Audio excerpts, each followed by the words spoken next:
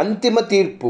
తమిళనాడులో మొట్టమొదటిసారిగా రాజీవ్ గాంధీ హత్య కేసు విషయంలోనే టెర్రరిస్టుల విధ్వంసక చర్యల నిరోధక చట్టాన్ని అంటే టాడాని అమలు చేశారు.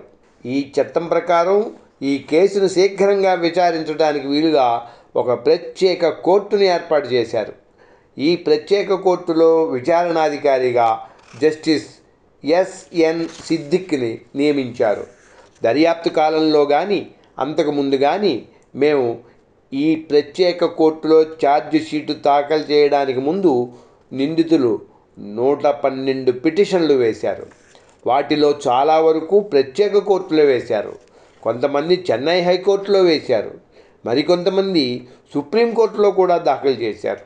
వీటిలో ప్రతి ఒక్క పిటిషన్ని సిట్ ఎదుర్కోవాల్సి ఉంది. ఇది ఒక బృహత్ యజ్ఞం లాంటిది. ఈ కేసును దర్యాప్తు చేసిన అధికారులు పి రాజమాణిక్యం సారథ్యంలో సిబిఐ ప్రాసిక్యూటర్ పూర్తిగా మనసు పెట్టి రాత్రింబవళ్ళు శ్రమించి ఈ పిటిషన్లన్నింటినీ ఆయా కోర్టులు కొట్టివేసేలా చేయగలిగారు.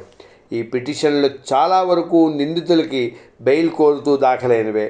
కొన్ని మాత్రం రాజీవ్ గాంధీ హత్య కేసులో ఈ టాడాను ఉపయోగించడాన్ని సవాల్ చేస్తూ దాఖలైనవి. ఈ పిటిషన్లలో చాలా ఆసక్తికరమైన వాటిలో ఒకటి నిందితుడు ధనశేఖరన్ దాఖలు చేసింది. సిట్ ముందు హాజరు కావాల్సిందిగా మేము నోటీసు పంపినప్పుడు మా నోటీసుని సవాలు చేస్తూ ధనశేఖరన్ చెన్నై హైకోర్టులో పిటిషన్ వేశాడు. ఇందులో ఉన్న తిరకాసు ఏమిటంటే శివరాసన్ హంతక ముఠాని ఖాళీ ట్యాంకర్లో చెన్నై నుంచి బెంగళూరుకు రహస్యంగా తరలించిన మెట్టూరు రాజు అనే వ్యక్తి ఈ ధనశేఖరన్ ఒక్కరే అని మా అనుమానం. అలా అని ఖచ్చితంగా చెప్పడానికి మా దగ్గర ఆధారం ఏమీ లేదు. సరే, మా విచారణకు సహకరించడానికి సిట్ ముందు హాజరవ్వాలని ధనశేఖరన్కి నోటీసు పంపించాం. ధనశేఖరన్ హైకోర్టులో పిటిషన్ వేస్తూ తనని సిట్ విచారించేటప్పుడు తన న్యాయవాది కూడా పక్కన ఉండడానికి అనుమతించాలని కోరాడు. మెయిన్ నోటీసు జారీ చేసిన రోజున 1991 అక్టోబర్ 9న ధనశేఖరన్ ఇంట్లో లేడు. అతని సోదరుడికి ఆ నోటీసు ఇచ్చేసి వచ్చేసాం. ఆ నోటీసు ప్రకారం అతను అక్టోబర్ 12న సిట్ కార్యాలయంలో హాజరు కావాల్సి ఉంది. ఈ మధ్యలో జరిగిన తమాషా ఏమిటంటే మెట్టూరులో ధనశేఖరన్ ఇంట్లో మేము స్వాధీనపరుచుకొని తీసుకువెళ్తున్న రికార్డుల్లో అతని ఫోటో కూడా ఉంది. చెన్నైకి తిరిగి వస్తూ ఎందుకైనా మంచిదని దారిలో పూనమల్లి సబ్ జైలుకి వెళ్ళాం.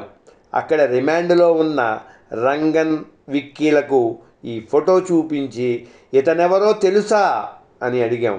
ఆ ఫోటో చూస్తూనే వాళ్ళిద్దరూ తడుముకోకుండా అతనే మెట్టూరు రాజు అనేశారు. అంతే, అక్కడితో ఈ ధనశేఖరనే రాజు అనే పేరుతో ఖాళీ ట్యాంకర్లో హంతక ముఠాని చెన్నై నుంచి బెంగళూరు తరలించిన వ్యక్తి అని అర్థమైపోయింది.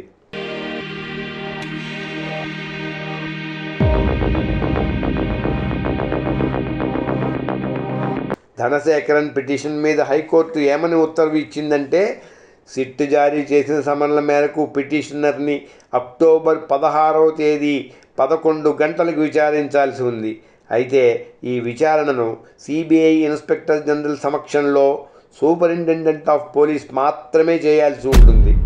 ఈ కోర్టు ఉత్తర్వుతో సిట్టు ముందు హాజరు కావడం తప్పదని తెలుసుకున్న ధనశేఖరన్ అక్టోబర్ 12న మెట్టూరు పోలీసులను కలిసి నా కోసం ఎందుకు గాలిస్తున్నారు అని ప్రశ్నించాడు. అంతకుముందు కాకతాళీయంగా జరిగిన సంఘటన ఏమిటంటే ధనశేఖరన్ ఇంటిని మేము సోదా చేసినప్పుడు మెట్టూరు పోలీసుల సహాయం తీసుకున్నాం. అందువల్ల అక్కడ పోలీసులకి ఈ కేసు ప్రాధాన్యం తెలుసు.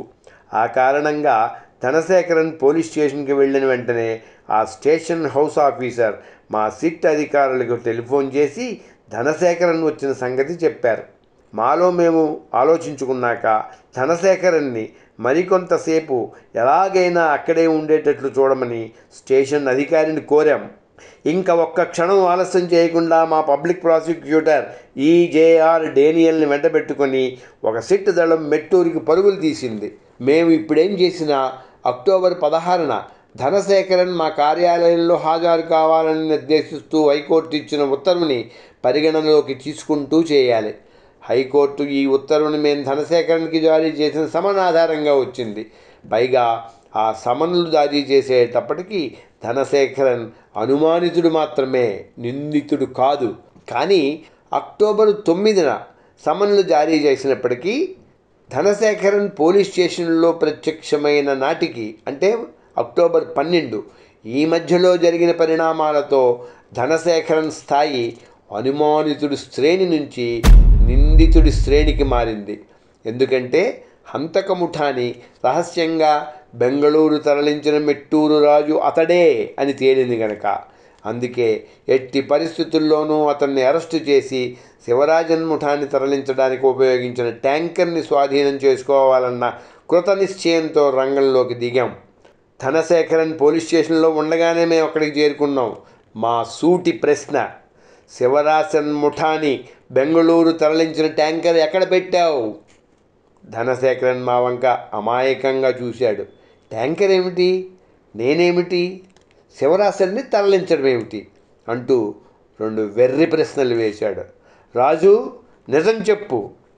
ధనశేఖరన్ మరోసారి మరింత అమాయకంగా మొహం పెట్టి బుకాయించబోయాడు. ఇలా లాభం లేదని మా దగ్గరున్న సాక్ష్యాలు తీసి ఎదురుగుండా పెట్టి, ఇప్పుడైనా నిజం చెబుతావా అని గట్టిగా గద్దించాం. అంతవరకు తనకేమీ తెలియదని, తనను అన్యాయంగా వేధిస్తున్నారని, తాను సాదా సీదా మనిషినని వాదించిన ధనశేఖరన్ ఆ సాక్ష్యాధారాల్ని చూస్తూనే ఒక్కసారిగా డీలా పడిపోయాడు. భోరున వెక్కి వెక్కి ఏడవడం ప్రారంభించాడు. ఆ తర్వాత మా పని సులభమైపోయింది. ధనశేఖరన్ నేరాన్ని అంగీకరించాడు. ధనశేఖరన్ కథనం ప్రకారం అతను తన సొంత ట్యాంకర్ని వాయిదాలు కట్టని కారణంగా అప్పిచ్చిన ఫైనాన్స్ కంపెనీ స్వాధీనం చేసుకుంది. దానికి ముందు ఆ ట్యాంకర్కే గతంలో ఒక యాక్సిడెంట్కి గురైన మరో ట్యాంకర్ తాలూకు రిజిస్ట్రేషన్ ప్లేట్ను తగిలించి దానిలో శివరాజన్ హంతక ముఠాని చెన్నై నుంచి బెంగళూరుకి రహస్యంగా చేరవేశారు.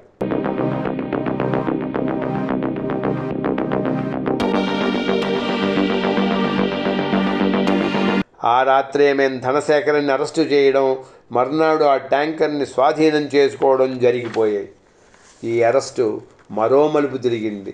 మేము హైకోర్టు ఉత్తర్వులను ఉల్లంఘించామంటూ ధనశేఖరన్ భార్య హైకోర్టులో కోర్టు ధిక్కరణ పిటిషన్ వేసింది. అక్టోబర్ 9, 12 మధ్య జరిగిన పరిణామాలన్నీ వివరిస్తూ ధనశేఖరన్ని అత్యవసరంగా అరెస్టు చేయవలసి వచ్చిన కారణాలను కూడా తేటతెల్లం చేయడంతో హైకోర్టు ఆ పిటిషన్ని కొట్టేసింది. ధనశేఖరన్ని అరెస్టు చేయడానికి సిట్ అధికారులు వ్యక్తం చేసిన కారణాలతో మేము సంతృప్తి చెందాం. ఈ కేసు పూర్వాపరాలను, పరిస్థితులను బట్టి చూసినట్లయితే ప్రతివాదులు కోర్టు ధిక్కరణకు పాల్పడ్డారని చెప్పలేం. ఇది మా సిట్టుకు పెద్ద ఊరట. మేము రాజీవ్ గాంధీ హత్య కేసు దర్యాప్తు సమయంలో ముద్దాయిల్ని మా నిర్బంధంలో ఉంచడానికి వీలుగా పూనమల్లి సబ్ జైలును ఉపయోగించుకునేలా అనుమతించాల్సిందిగా కోరడం రాష్ట్ర ప్రభుత్వం అనుమతించడం జరిగింది. ఈ సబ్ జైలు మా మల్లిగైకి 25 కిలోమీటర్ల దూరంలో ఉంటుంది. టాడా చట్టం కింద ఏ నిందితుడికైనా 20 రోజుల వరకు పోలీసు కస్టడీకి అనుమతిస్తారు. 60 రోజుల తర్వాత నిందితుడిని జ్యుడిషియల్ కస్టడీకి పంపి తీరాలి. అయితే ఈ జ్యుడిషియల్ నిర్బంధానికి ఉపయోగించే చెంగల్బట్ సబ్ జైలు మా సిట్ ఆఫీసుకి చాలా దూరంలో ఉంది. దాంతో ఈ నిందితులకి రిమాండ్ టైం పూర్తయిన ప్రతిసారి రిమాండ్ పొడిగించడం కోసం ఆ నిందితుల్ని చెన్నైలోని స్పెషల్ కోర్టు దగ్గరికి తీసుకురావడం, మళ్ళీ తీసుకురావడం, భద్రతా ఏర్పాట్ల దృష్ట్యా ఇదంతా పెద్ద కసరత్తు అయిపోయింది మాకు. అయితే నిందితుల భద్రత దృష్ట్యా చెంగల్పట్టు సబ్ జైలులోనే న్యాయ విచారణ చేసేందుకు ఈ టాడా చట్టం అనుమతిస్తుంది. అలా ఆ చట్టాన్ని ఉపయోగించుకుని న్యాయమూర్తే చెంగల్పట్టు జైలుకు వచ్చి విచారించేలా చేసుకోగలిగాం. ఒక పక్కన దర్యాప్తులో మిగిలిపోయిన అంకాలు పూర్తి చేసుకుంటూ, అక్కడక్కడ పొంతన లేకుండా ఉండిపోయిన అంశాలన్నీ ఒకచోట పేర్చుకుంటూ, ఒక క్రమ పద్ధతిలో ఎలాంటి న్యాయ పరీక్షకైనా తట్టుకుని నిలబడేలా దర్యాప్తు నివేదికను తయారు చేసుకుంటూ, మరో పక్కన ఈ నిందితుల విచారణ ఏర్పాట్లు, న్యాయమూర్తిని సబ్ జైలుకు వచ్చేలా చూసుకోవడం, ఇవన్నీ కూడా కేసు దర్యాప్తు చేస్తున్న సిట్ అధికారులు, కేసును వాదించబోతున్న ప్రాసిక్యూటర్లే చేయాల్సి ఉన్నది. తప్పదు. భద్రత దృష్ట్యా చెంగల్పట్టు సబ్ జైలులో ముద్దాయిల్ని వేర్వేరు గదుల్లో ఉంచాం. ఇది పూర్తిగా తమిళనాడు జైళ్ల శాసనానికి అనుగుణంగా జరిగిందే. ఇది కూడా ఒక పిటిషన్ దాఖలవడానికి కారణమైంది. ఈ Chengalpattu jail Tamil Nadu inspector general అజమాయిషీలో ఉంది. ఈ జైళ్ల నిర్వహణలో మాకేమీ పాత్ర లేదు. ఇప్పుడు నిందితులు దాఖలు చేసిన పిటిషన్ ఏమిటంటే, మమ్మల్ని వేర్వేరు గదుల్లో ఉంచటం అన్యాయం. మళ్ళా దీని మీద కూడా మేము కోర్టులో పోరాడాల్సి వచ్చింది. హైకోర్టు డివిజన్ బెంచ్ ముందర విచారణకు వచ్చిన ఈ కేసులో మేము మా వివరణ పక్కాగా తయారు చేసుకుని వాదించాం. ఇరు వర్గాల వాదనలు విన్నాక నిందితులందరినీ వేర్వేరు గదుల్లో ఉంచడం సమంజసమే అని కోర్టు తేల్చింది. ఎప్పుడైనా ఎక్కడైనా న్యాయ పరీక్షను తట్టుకొని విజయం సాధించగలిగేదే సమర్థమైన దర్యాప్తు అవుతుంది. మాలో మేము అనేకసార్లు చర్చించుకొని అనేక విశ్లేషణలు జరిపాక నిందితుల జాబితాలో వేలుపిళ్ళే ప్రభాకరన్ని, పొట్టు అమ్మన్ని, అఖిలని కూడా చేర్చాలని నిర్ణయించాం. నేర పరిశోధనా స్మృతికి లోబడి ప్రభాకరన్, పొట్టు అమ్మన్లను కూడా నేరస్తులుగా ప్రకటించడానికి చర్యలు తీసుకున్నాం. భారత దౌత్య కార్యాలయం ద్వారా శ్రీలంక ప్రభుత్వానికి మేము నేరస్తుల ప్రకటన పత్రాలని 1992 ఫిబ్రవరి ఆరంభంలోనే పంపించాం. కానీ అప్పటికి ఈశాన్య ప్రాంతంలో నెలకొన్న కల్లోల పరిస్థితుల కారణంగా ఈ ప్రకటన ప్రభాకరన్కి చేరలేదు. ఏం చేయాలి? శ్రీలంక ప్రభుత్వంతో సంప్రదించి వాళ్ళ అనుమతితోనే శ్రీలంకలోని అన్ని ఇంగ్లీషు సింహళ వార్తాపత్రికల్లోనూ ఈ ప్రకటనను ప్రచురించాం. దీంతో శ్రీలంక ప్రభుత్వం సైతం రాజీవ్ గాంధీ హత్య కేసులో ప్రభాకరన్, పొట్టు బొమ్మలను నేరస్తులుగా అధికారికంగా ప్రకటించింది. 1 నెల రోజుల్లోనే ఛార్జిషీటును తయారు చేశాం. దర్యాప్తు చేసిన అధికారులు, న్యాయ సలహాదారుల బృందం అవిశ్రాంతంగా కృషి చేసి సిబిఐ డైరెక్టర్ సహా అనేక మంది సంబంధిత అధికారులతో చర్చించి 55 పేజీల ఛార్జిషీటుని 1992 మే 20న స్పెషల్ కోర్టులో దాఖలు చేశాం. విచిత్రం, మే 21న రాజీవ్ గాంధీ ప్రథమ వర్ధంతి. మొత్తం 41 మంది నిందితుల్ని మా ఛార్జ్ షీటులో ఉదహరించాం. అందులో 3 పరారీలో ఉన్నారు, 12 మంది ఆత్మహత్య చేసుకున్నారు, మిగతా 26 మంది సబ్ జైల్లో ఉన్నారు.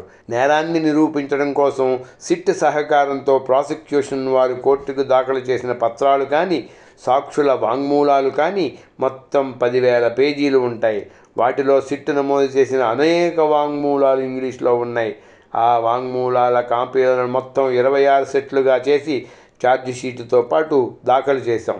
ఆ 26 కాపీలని 26 మంది నిందితులకి వాళ్ళ వాదనలు తయారు చేసుకోవడానికి వీలుగా కోర్టుకు పంపించింది.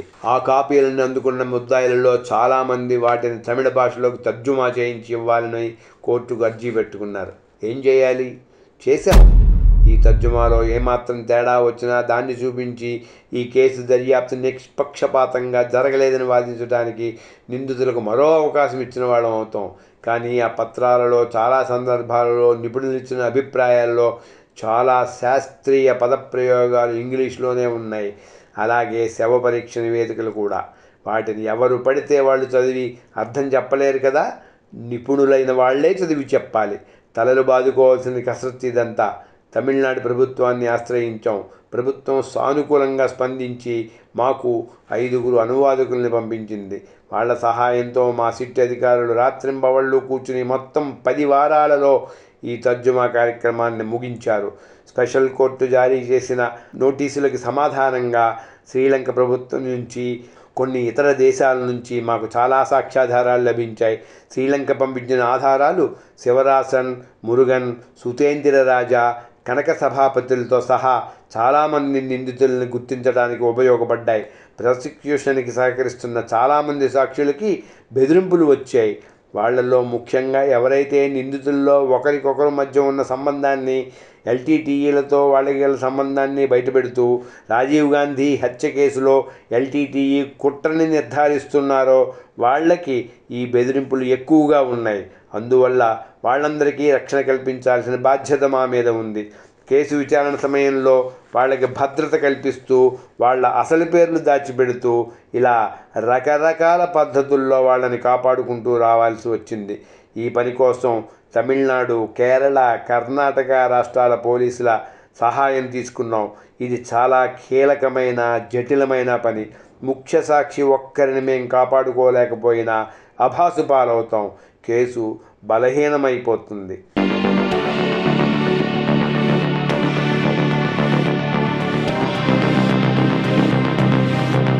మాకు ఎదురైన సమస్య, న్యాయ విచారణ ఎక్కడ జరగాలి? ఒక విశాలమైన జైలు ఆవరణలోనే ఈ ప్రత్యేక కోర్టు విచారణ జరగడం వాంఛనీయమని, అందువల్ల నిందితుల్ని జైలుకి కోర్టుకి మధ్య మాటికి తిప్పుతూ అనవసరమైన భద్రతా సమస్యల్ని ఎదుర్కోవడం తప్పుతుందని మా అభిప్రాయం. ఇందుకోసం చెన్నై, సేలం, వెల్లూరు, దిండిగల్ జైళ్ళని పరిశీలించాం. కానీ వాటిలో ఏ ఒక్కటి మా అవసరానికి తగినట్లుగా లేవు. ముఖ్యంగా తమిళనాడు బయట నుంచి అనేక మంది సాక్షులు, నిపుణులు, అధికారులు ఈ కేసు విచారణ కాలంలో కోర్టుకు రావాల్సి ఉంటుంది. పైగా ప్రాసిక్యూషన్ నిర్వహించడానికి ఒక పెద్ద న్యాయవాదుల బృందం ఉంటుంది. దీనికి తోడు భద్రతా నిపుణుల అభిప్రాయాలు కూడా పరిగణనలోకి తీసుకున్నాం. అలా చూసిన వాటన్నింటిలోకి పూనమల్లి సబ్ జైలే మేలని చివరికి తేల్చుకున్నాం. ఆ సబ్ జైలు ఆవరణలోనే ఒక కోర్టు హాల్ నిర్మించాల్సి వచ్చింది. ఆ హాల్లోకి జైలు గదుల్లోంచి నిందితుల్ని తీసుకువెళ్ళడానికి ఒక ప్రత్యేక మార్గాన్ని నిర్మించాం. జైల్లోనే ముద్దాయిలందరినీ ఉంచడానికి వీలుగా మరికొన్ని గదులు నిర్మించాం. ప్రాసిక్యూషన్ వారి కోసం ప్రత్యేక గదులు, డిఫెన్స్ లాయర్ల కోసం ప్రత్యేక గదులు కూడా నిర్మించాం. విశేషం ఏమిటంటే తమిళనాడు ప్రభుత్వ సహకారంతో పూనమల్లి సబ్ జైల్ని ఒక సమగ్ర జైలు, న్యాయస్థాన సముదాయంగా మార్చివేయగలిగాం. ఈ నిర్మాణాలు జరిగే సమయంలో మాత్రం ముద్దాయిలందరినీ సేలంలోని కోట జైలుకి తరలించాం. జైలుతో కూడిన న్యాయస్థానం తయారవగానే కేంద్ర ప్రభుత్వం పంపించిన సెంట్రల్ రిజర్వ్ పోలీసు దళాలను నియోగించి కట్టుదిట్టమైన భద్రత కల్పించాం. టాడా చట్టం నిబంధనలను అనుసరించి ఈ సముదాయం మొత్తాన్ని ఒక రక్షిత ప్రాంతంగా ప్రకటింపజేశాం. దీంతో ఈ ప్రాంతమంతా ఎవరు పడితే వాళ్ళు యథేచ్ఛగా సంచరించడానికి వీల్లేని నిషిద్ధ ప్రాంతంగా మారింది. ఈ సముదాయానికి భద్రత పెరిగింది. మేము ప్రత్యేక కోర్టులో ఛార్జిషీటు దాఖలు చేయకముందే వివిధ కోర్టుల్లో 112 పిటిషన్లను ముద్దాయిలు దాఖలు చేశారు. ఆ ముద్దాయిలకు వకల్తా తీసుకుంటూ పిటిషన్లు వేసిన లాయర్లంతా ఉద్దండ పిండాలు. దాంతో మా జైలు, న్యాయస్థానం సముదాయం సిద్ధమై విచారణ ప్రారంభమయ్యేసరికి ముద్దాయిలు రకరకాల చిట్కాలు ఉపయోగించి విచారణను జాప్యం చేసే ప్రయత్నం చేశారు. వాటిల్లో ఒక చిట్కా ఏమిటంటే తమకు అండ ఎవరూ లేరని, కనుక రామ్ జెఠ్మలాని, శాంతిభూషణ్, యుఆర్ లలిత్, ఎన్టీ వానమామలై వంటి న్యాయ కోవిదుల్ని తమ తరఫున వాదించాల్సిందిగా ప్రత్యేక కోర్టు కోరాలనేది వాళ్ళ అభ్యర్థన. అంటే ఏమైంది? ఆయా న్యాయ కోవిదులకి ప్రత్యేక కోర్టు ఈ ముద్దాయిల కోరికను తెలియజేయాలి. వాళ్ళు జవాబు రాయాలి. అలా కొన్ని రోజులు గడిచిపోతుంది కదా. అలాగే జరిగింది కూడా. ఆ ప్రముఖ న్యాయవాదులంతా తిరస్కరించాక అప్పుడు 25 మంది ముద్దాయిలకు వకాల్తా తీసుకునేందుకు ఓ 10 మంది న్యాయవాదుల్ని స్పెషల్ కోర్టు నియమించింది. ఒక్క ముద్దాయి మురుగన్ మాత్రం తనకు తానే వాదించుకుంటాను అన్నాడు.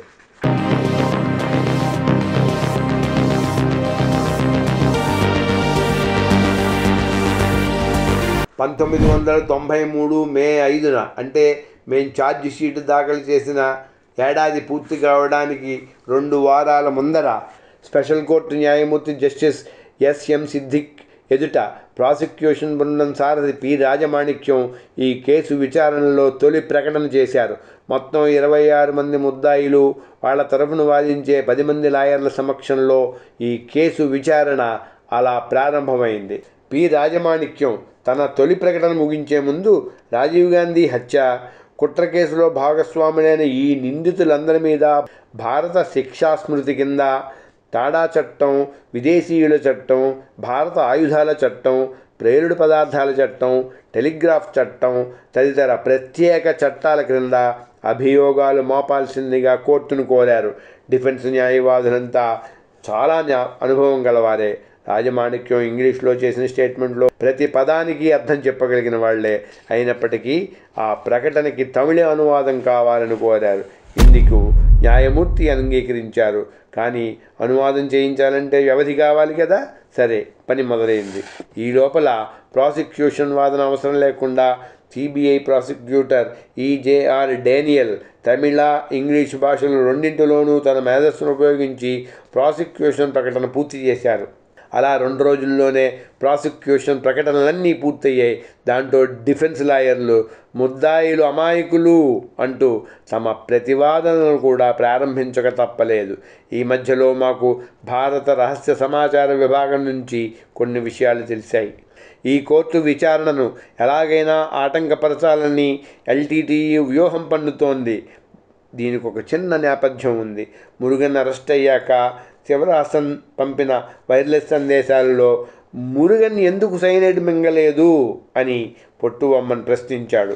అదే జరిగి ఉంటే మరో ముఖ్య నేరస్తుని కూడా మేము కోల్పోయి ఉండేవాళ్ళం. సైనైడ్ ప్రయోగాలు వాళ్ళు జైల్లో ఉండగా జరిగితే, అందుకే ముద్దాయిలను కలుసుకోవడానికి వచ్చేవాళ్ళు వాళ్ళకి ముఖ్యంగా సైనైడ్ గొట్టాలు ఏమీ ఇవ్వకుండా వాళ్ళ ఇంటర్వ్యూల గదిలోకి ముద్దాయికి సందర్శకులకి మధ్య ఒక అద్దాల గోడ ఏర్పాటు చేశాం. వాళ్ళు మాట్లాడుకోవడానికి వీలుగా అటు ఇటు మైకులు స్పీకర్లు కూడా పెట్టాం. సహజంగానే ఈ ఏర్పాటు ఎల్టీటీఈ నుంచి వచ్చిన ముద్దాయిలందరికీ కడుపు మంట కలిగించింది. అకస్మాత్తుగా వాళ్ళు కోర్టుకు రామంటూ భీష్మించు కూర్చున్నారు. తమని అధికారులు వేధిస్తున్నారంటూ ఆరోపణలు గుప్పించారు. పైగా అందరూ కలిసి ఒక ఉమ్మడి పిటిషన్ని చెన్నై హైకోర్టులో దాఖలు చేశారు. వాళ్ళు ఆరోపించిన వేధింపు ఎలా మాయమైపోతుందిట? ఆ అద్దాల గోడని తీయించేస్తే పోతుంది అని వాళ్ళు మొరపెట్టుకున్నారు. Justice TS Arunachalam, justice D రాజులతో కూడిన డివిజన్ బెంచి పూనమల్లి సబ్ జైలును సందర్శించింది. అక్కడ సందర్శకుల గదిలో ఏర్పాటు చేసిన ఫైబర్ అద్దాల గోడని పరిశీలించింది. అక్కడ మేము చేసిన ఇతర భద్రతా ఏర్పాట్లన్నీ క్షుణ్ణంగా అధ్యయనం చేసింది. తరువాత ఈ అంశంపై ఇరువైపులా వాదోపవాదాలను విన్నది. చివరికి ముద్దాయిల పిటిషన్ని కొట్టేసింది. కానీ ఇదంతా తేలేదాకా స్పెషల్ కోర్టులో న్యాయ విచారణ ఆగిపోయింది. విలువైన సమయం పోయింది. కోర్టులో ప్రాసిక్యూషన్ తమ తొలి ప్రకటన చేసిన నాటి నుంచి 7 మాసాల తర్వాత వివిధ చట్టాల కింద ఆ 26 మంది ముద్దాయిల మీద 251 అభియోగాలను స్పెషల్ కోర్టు మోపింది. అప్పటికి 1993 డిసెంబర్ 1 వచ్చేసింది. ఇక ప్రారంభం కావాల్సింది రాజీవ్ హత్య కేసులో వాదోపవాదాలు.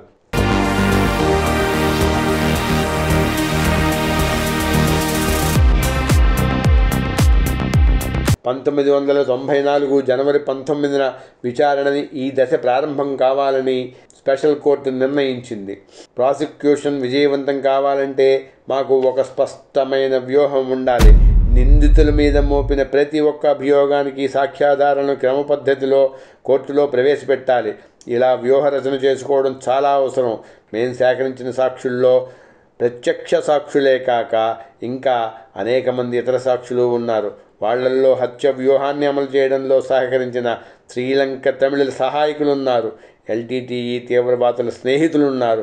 శాస్త్రీయ నిపుణులున్నారు. డాక్టర్లున్నారు. సైంటిస్టులున్నారు. వీళ్లే కాక దర్యాప్తులో మాతో పాటు కీలక పాత్ర నిర్వహించిన సహభారతీయ దర్యాప్తు సంస్థల అధికారులు, శ్రీలంక పోలీసు అధికారులు కూడా చాలామంది సాక్ష్యం ఇవ్వడానికి సిద్ధంగా ఉన్నారు. ఈ కేసులో ప్రధాన దర్యాప్తు అధికారి కె రఘోత్తమన్ సహా 14 మంది దర్యాప్తు అధికారులు సాక్ష్యం చెప్పారు. ఈ కేసులో న్యాయ విచారణ విశిష్టమైంది ఒకటి కాదు, అనేక కోణాల నుంచి. మొట్టమొదటిసారిగా ఈ దేశపు మాజీ ప్రధానమంత్రిని మళ్ళీ ప్రధానమంత్రి అవుతాడని విస్తృతంగా ప్రచారం జరుగుతున్న తరుణంలో ఒక విదేశీ ఉగ్రవాద సంస్థ హత్య చేసింది. కుట్ర పురుడు పోసుకున్నది ఒక విదేశీ గడ్డ మీద. గతంలో ఎన్నడూ ఎల్టీటీఈకి వ్యతిరేకంగా ఛార్జిషీటు దాఖలు కాలేదు, శిక్ష పడలేదు. రాజీవ్ గాంధీ హత్య కేసు దర్యాప్తు పూర్తి కాగానే ఈపీఆర్ఎల్ఎఫ్ నాయకుడు పద్మనాభ హత్య కేసు మిస్టరీ కూడా ఛేదించబడింది. ఎల్టీటీఈ బ్లాక్ టైగర్ల క్రూరత్వంతో నిండిన వ్యూహాలు ఎలాంటివంటే, వాళ్ళు ఎవరి మీద దాడి చేసి ప్రాణాలు తీసినా అక్కడ లేచ మాత్రం కూడా ఆధారాలు మిగలనివ్వరు. చూసిన వాళ్ళకి సాక్ష్యం చెప్పే ధైర్యం ఉండనివ్వరు. రాజీవ్ గాంధీ హత్య దేశంలోని భద్రతా వ్యవస్థని ఒక్క కుదుపు కుదిపేసింది.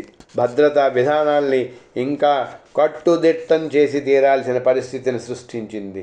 ఇన్ని కారణాల దృష్ట్యా ఈ కేసుని యాంత్రికంగా దర్యాప్తు చేసి వదిలేయటం, కేసు న్యాయ విచారణ ద్వారా సాలెగూడులా విస్తరించిన ఎల్టీటీఈ రాక్షస రూపాన్ని బయటపెట్టడం, నేరస్తులకి శిక్ష పడి తీరేలా చేయడం జరగాలన్నది మా దృఢ నిశ్చయం. సిట్లోని ప్రతి ఒక్క సభ్యుడు ఈ లక్ష్యానికి కట్టుబడి సమైక్యంగా శ్రమించారు. నాకు విశ్వాసం ఉంది, మా శ్రమ ఫలిస్తుంది.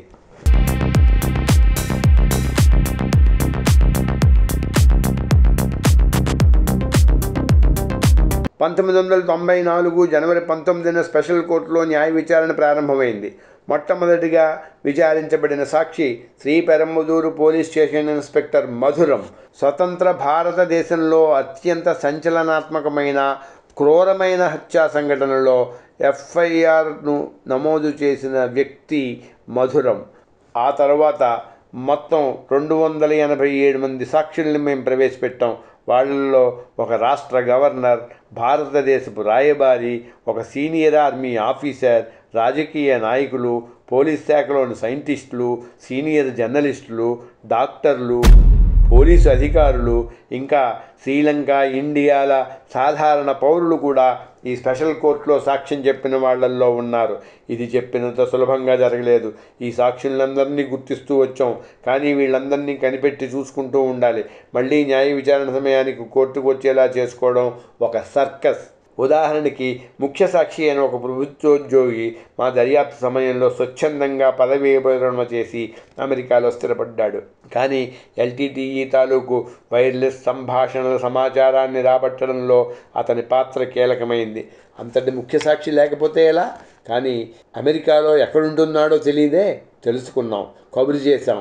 న్యాయ విచారణలో సాక్ష్యం చెప్పడానికి చెన్నై రప్పించాం. రాజీవ్ హత్య కేసు దర్యాప్తుకి బలాన్నిచ్చే మొత్తం 1477 ఆధారాలను, 1180 వస్తు సామగ్రిని ప్రాసిక్యూషన్ వాదనకు మద్దతుగా ఆయా సాక్షుల ద్వారా గుర్తింపజేశాం. అలా 288 మంది సాక్షుల విచారణ, దీని మీద వాదోపవాదాలతో ఈ న్యాయ విచారణ 600 పని రోజుల పాటు మొత్తం 4 ఏళ్లకు పైగా నడిచింది.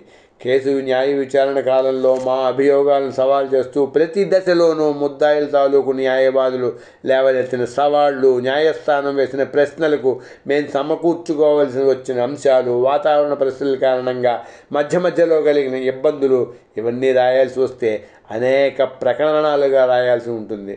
ముఖ్యంగా 4 సంవత్సరాల పాటు మా దర్యాప్తు అధికారుల్లోనూ సాక్షుల్లోనూ ఆ స్ఫూర్తిని కాపాడుకుంటూ రావడం సామాన్యమైన విషయం కాదు. పైగా ఈ కేసు న్యాయ విచారణ కాలంలోనే స్పెషల్ కోర్టు జడ్జి సిద్దికీకి హైకోర్టు న్యాయమూర్తిగా పదోన్నతి లభించింది.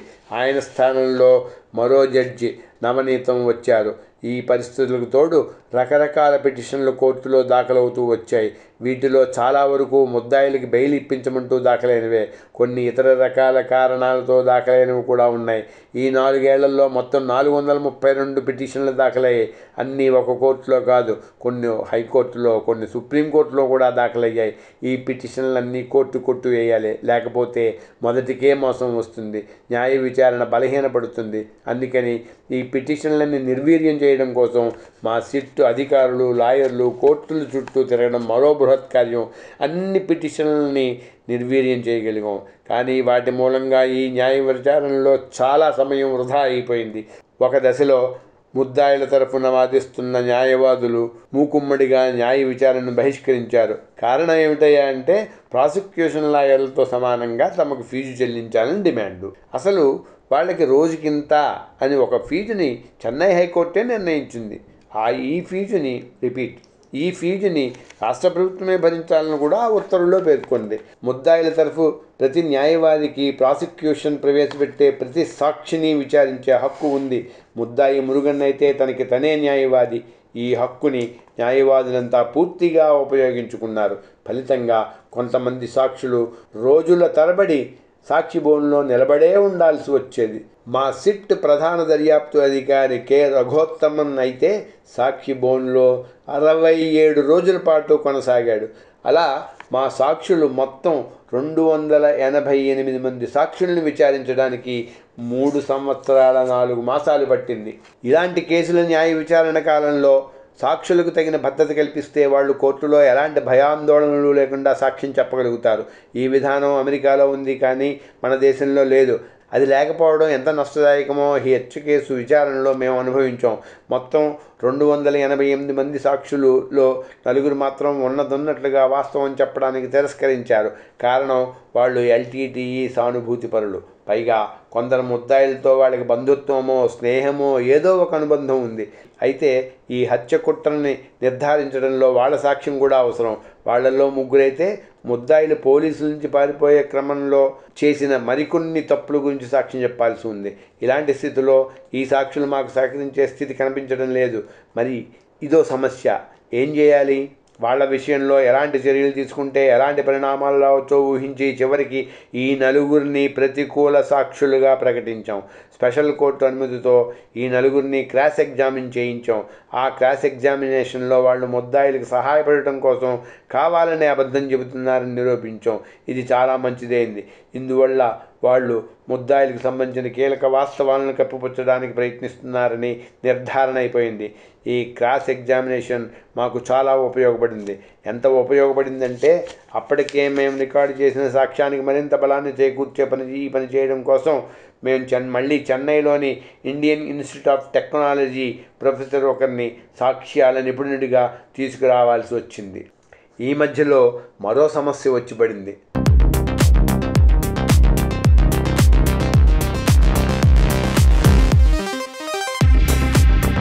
కీలక ముద్దాయి అయిన మురుగన్ 1944 అక్టోబర్ నుంచి దాదాపు 8 మాసాల పాటు ఏదో ఒక వంక మీద న్యాయ విచారణను బహిష్కరిస్తూ వచ్చాడు.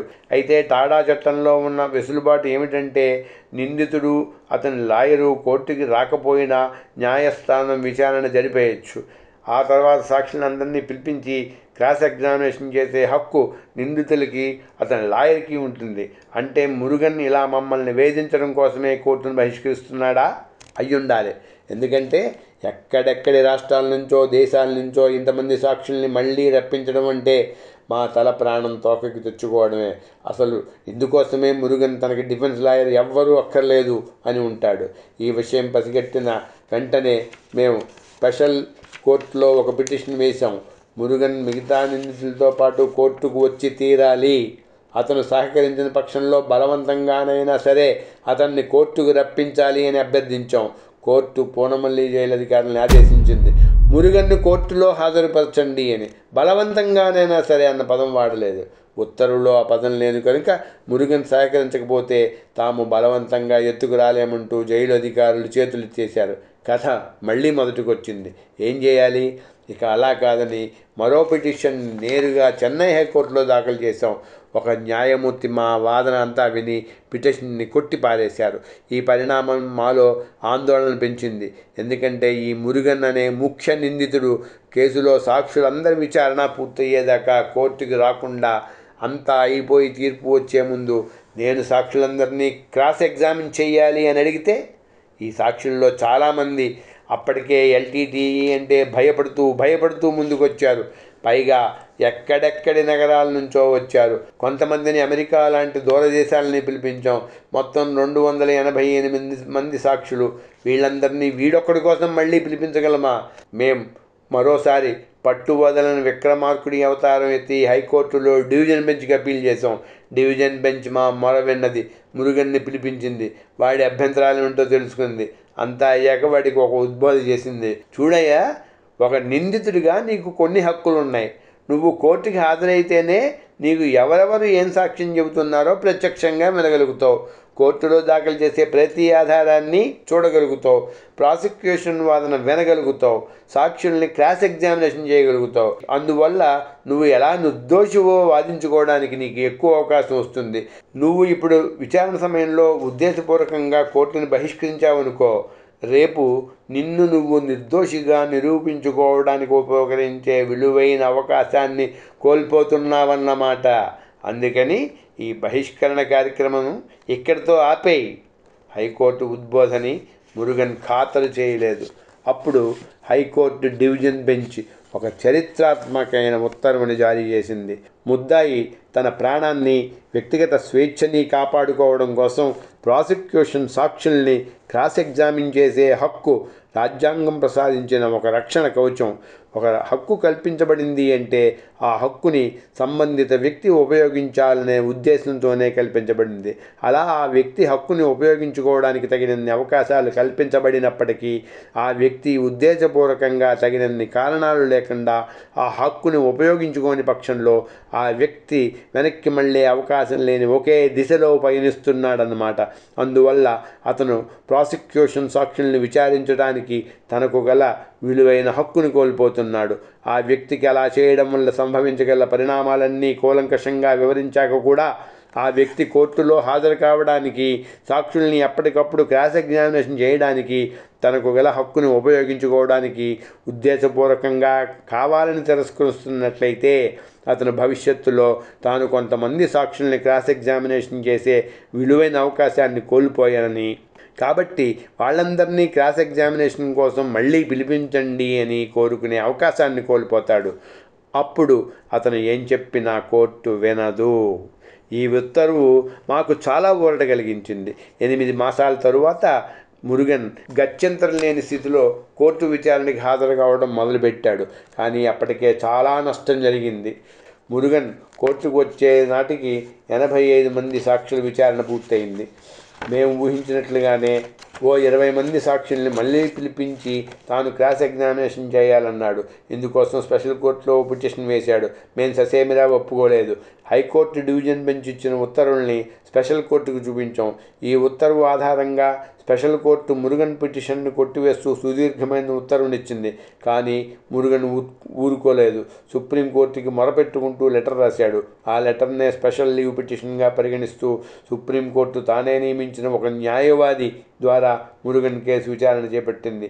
మురుగన్ మొర అంతా విని ఈ కేసులో ఏమీ పసలేదంటూ కొట్టేసింది. విచారణలో అసాధారణమైన జాప్యం జరుగుతోందన్న కారణం చూపిస్తూ తమకు బెయిల్ ఇప్పించాలని మురుగన్ మరో ముద్దాయి అర్జీలు పెట్టుకున్నారు. నిజానికి ప్రాసిక్యూషన్ వైపు నుండి ఎలాంటి జాప్యం జరగలేదు. కనీసం సాక్షుల్ని కోర్టుకు తీసుకురావడంలోనైనా ప్రాసిక్యూషన్ ఎప్పుడూ విఫలంగా లేదు. ఇందుకు విరుద్ధంగా డిఫెన్స్ లాయర్లు మాత్రం రకరకాల సాకులు చూపిస్తూ విచారణ జాప్యమయ్యేలా రకరకాల చిట్కాలు ఉపయోగించారు. డిఫెన్స్ వాదన ఎక్కడి దాకా వెళ్ళిందంటే కోర్టు, జైలు సముదాయం ఆవరణలోని గస్తీ టవర్ల మీద సెంట్రల్ రిజర్వ్ పోలీసు సిబ్బంది ఉనికిని కూడా వాళ్ళు అభ్యంతర పెట్టారు.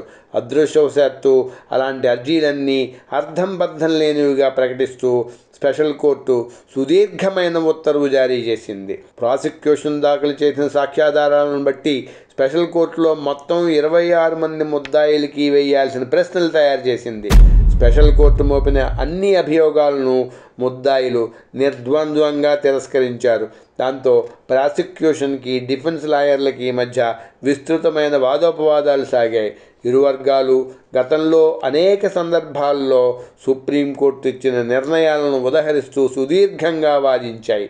చిట్ట చివరికి 1991 మే 21న జరిగిన రాజీవ్ హత్య కేసు తాలూకు విచారణలో స్పెషల్ కోర్టు తన తీర్పును 1998 జనవరి 28 నాడు వెలువరించింది. ఈ చరిత్రాత్మకమైన కేసులో ముద్దాయిలందరినీ నేరస్తులుగా ప్రకటిస్తూ అందరికీ మరణశిక్ష విధిస్తూ స్పెషల్ కోర్టు తీర్పునిచ్చింది. స్పెషల్ కోర్టు న్యాయాధికారి తన తీర్పులో ఈ కేసు దర్యాప్తుని ప్రాసిక్యూషన్ నిర్వహించిన special investigation team, central bureau of ఇన్వెస్టిగేషన్లపై ప్రశంసల జల్లు కురిపించింది. ఈ కేసు దర్యాప్తుని మొదటి నుంచి సరైన దిశలో నడిపిస్తూ ఆశాంతం పర్యవేక్షిస్తూ వచ్చిన సిట్ సారథి శ్రీ డిఆర్ కార్తికేయన్ చూపించిన అంకిత భావం, కఠోర శ్రమ, సామర్థ్యం, చిత్తశుద్ధి ప్రత్యేకంగా ప్రశంసించదగినవి. ఆయన బృందంలోని దర్యాప్తు అధికారులు ఒక శాస్త్రీయమైన క్రమ పద్ధతిలో క్షుణ్ణంగా ఈ కేసు దర్యాప్తు నిర్వహించారు. అమానుషమైన ఈ హత్యకు పాల్పడిన నిజమైన దోషులందరికీ శిక్ష పడేటట్లు చేసేలా శ్రీ కార్తికేయన్ నిష్పాక్షికమైన నిజాయితీతో కూడిన దర్యాప్తు నిర్వహించారు. కోర్టుకి సులభగ్రాహ్యంగా ఉండేలా అన్ని సాక్ష్యాధారాల్ని ఒక చక్కటి అమరికతో ఏరి కూర్చడంలో ఆయన అత్యంత శ్రద్ధ తీసుకున్నారు. ఈ దర్యాప్తులో శ్రమించిన ప్రధాన దర్యాప్తు అధికారిని, సిట్, సిబిఐలకు చెందిన దర్యాప్తు అధికారుల్ని, ఇతర అధికారుల్ని, సిబ్బందిని నేను ప్రత్యేకంగా అభినందిస్తున్నాను. ఈ తీర్పు ముగించే ముందు గౌరవ పబ్లిక్ ప్రాసిక్యూటర్, స్పెషల్ పబ్లిక్ ప్రాసిక్యూటర్లు, డిఫెన్స్ న్యాయవాదులకు నేను నా మనఃపూర్వక అభినందనలను తెలుపుకుంటున్నాను.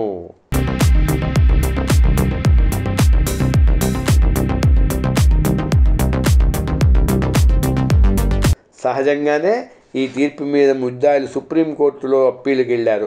అప్పీలు దాఖలైన 4 మాసాల కాలంలోనే ఆ విచారణ పూర్తయింది.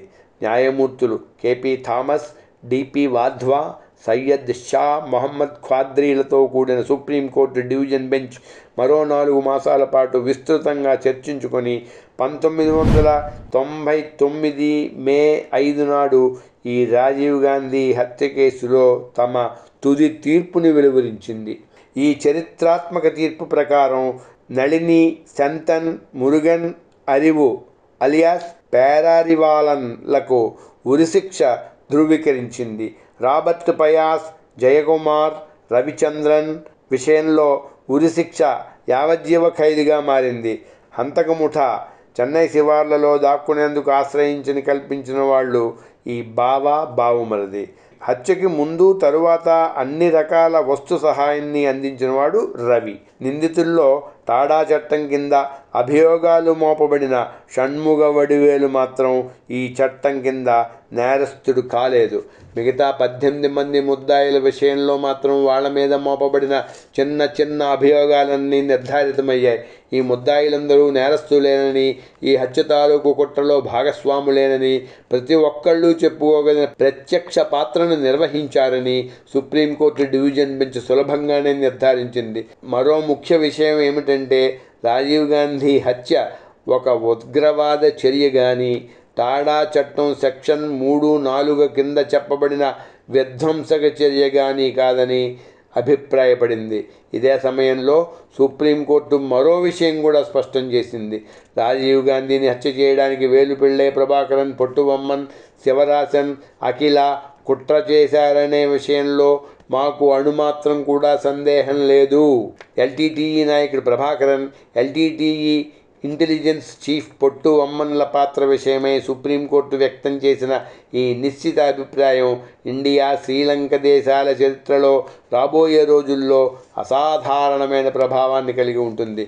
తీర్పు ఇచ్చే సమయంలో సుప్రీంకోర్టు మరికొన్ని అంశాలను కూడా పేర్కొంది. రాజీవ్ గాంధీ హత్య దేశంలో తీవ్రమైన భయాందోళన కలిగించింది. సార్వత్రిక ఎన్నికలు వాయిదా వేయాల్సి వచ్చింది. ఈ దేశపు పూర్వ ప్రధానమంత్రి మరో దేశపు సార్వభౌమాధికార వినియోగం విషయంలో ఆ దేశంతో ఒక ఒప్పందాన్ని చేసుకున్నారు.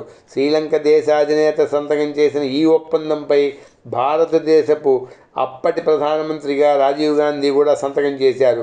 ఈ ఒప్పందాన్ని పార్లమెంటు కూడా ఆమోదించింది.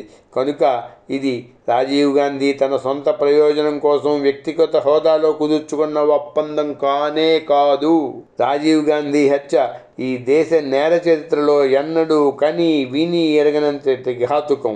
ఇది ఈ దేశంలో నడుస్తున్న ప్రజాస్వామిక ఎన్నికల ప్రక్రియకు విఘాతం కలిగించింది. దేశం మొత్తాన్ని భయాందోళనలలో ముంచింది.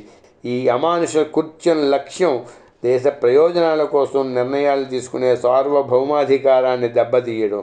మళ్ళీ ప్రధానమంత్రి అయ్యే అవకాశం ఉన్న ఈ దేశపు పూర్వ ప్రధానమంత్రిని అమానుషంగా మానవ బాంబును ఉపయోగించి పేలుడు పదార్థాలతో హతమార్చడం ద్వారా దేశ శ్రేయస్సుకు సంబంధించిన కసరత్తును నిరోధించే చర్యల్ని ఒక ఉగ్రవాద విధ్వంసక చర్యగా పరిగణిస్తూ నిస్సంకోచంగా, నిర్దాక్షిణ్యంగా ఖండించాల్సి ఉంది. భారత ప్రభుత్వం తరఫున సుప్రీంకోర్టులో వాదించిన additional solicitor general Altaf Ahmed ఇదే కోణంలో అత్యంత వేడి వాదనలు చేశారు. మొత్తం మీద చెప్పుకోదగిన విషయం ఏమిటంటే సుప్రీంకోర్టు తన తీర్పులో పేర్కొన్న ఒక అభినందన. ఈ కేసు దర్యాప్తు చేసిన సెంట్రల్ బ్యూరో ఆఫ్ ఇన్వెస్టిగేషన్ చేత నియోగించబడిన స్పెషల్ ఇన్వెస్టిగేషన్ టీంకు మా అభినందనలు.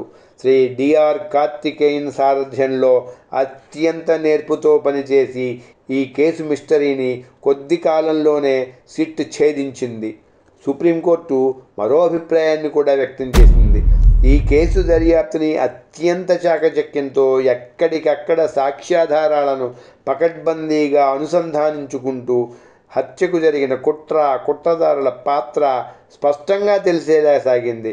ఇన్ని సంవత్సరాల శ్రమకు ఇంతకు మించిన సంతృప్తి, బహుమానం మాకు ఇంకేముంటాయి? ఇక్కడితో రాజీవ్ హత్య కేసు విచారణ పూర్తయింది. చిట్ట చివరి భాగంలో శ్రీ డిఆర్ కార్తికేయన్ గారు రాసిన ముగింపు వాక్యాలు విందాం.